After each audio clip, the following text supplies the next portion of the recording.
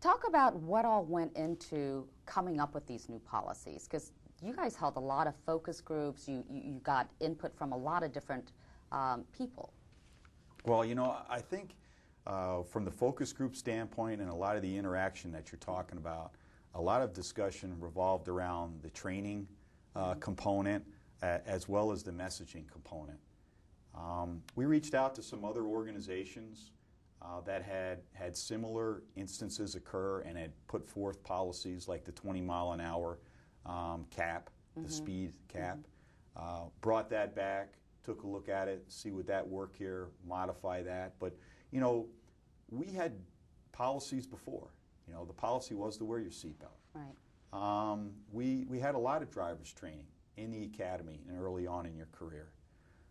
So we had to go above and beyond that. You know, policy is great written on paper, but if it's not followed, it's useless. So yes, we modified our policies, but more importantly, how do you convince the workforce to follow those policies?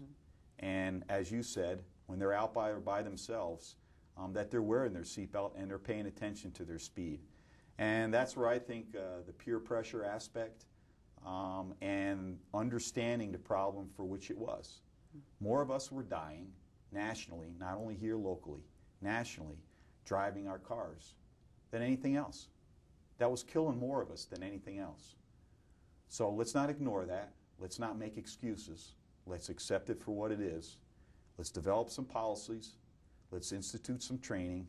And let's change our mindset and start saving some lives. Going back to the men who lost their lives and also Nishiwa, who was severely injured, did the seatbelt extender come into play in that instance?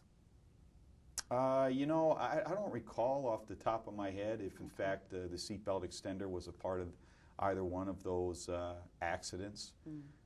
The reality of it was when we started looking at the reasons as to why people were not wearing seatbelts, one of the ways to defeat the seatbelt mechanism was to use the seatbelt extender. And so we balanced the pros and cons to the seatbelt extenders, and the decision was made, and I support, of course, that we don't use the seatbelt extenders anymore. The 20-mile-an-hour cap over the posted speed limit, the Police Protective Association was really critical about that. Has that worked out?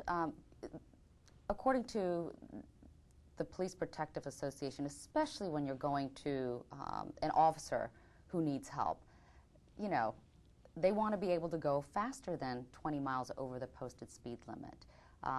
They just feel like, you know, we want to get to our brethren as quickly as possible, and that's understandable. But has it worked out for you, the cap there, and have you had any more criticism from the PPA? No, I haven't had any criticism from the PPA, and I think when the policy initially came out and some of the conversations that we have, you're not always going to have an agreement on policies that you're trying to institute. And in this particular case, philosophically, my views were different than that of the association. However, I think if you look at, we've driven more miles, we've had less accidents, we've had less officers involved in accidents attributed to speed. I think when you start looking at those things, the awareness in and of itself by putting that 20-mile-an-hour cap out there has done its job. If you don't arrive, you can't assist.